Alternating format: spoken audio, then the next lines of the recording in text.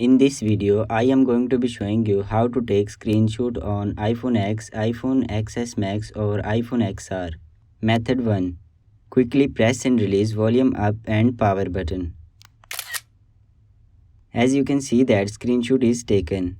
This screenshot is automatically saved to your Photos app after 5 seconds.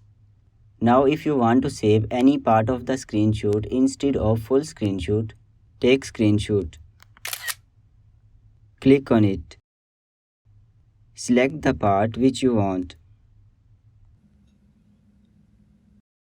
Click on Done on the top left corner.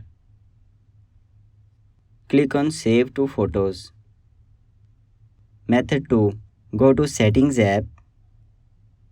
Scroll down until you found Siri and Search. Click on it. Now here turn this option on. Press side button for Siri. Click on Enable Siri. Now when you want to take screenshot, long press power button.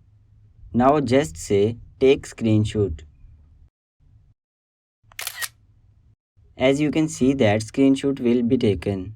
So these are the two easy methods to take screenshot on your iPhone. I hope this video helps you out. If you found this video helpful, please leave a like on this video. Also subscribe to our channel. Thanks for watching.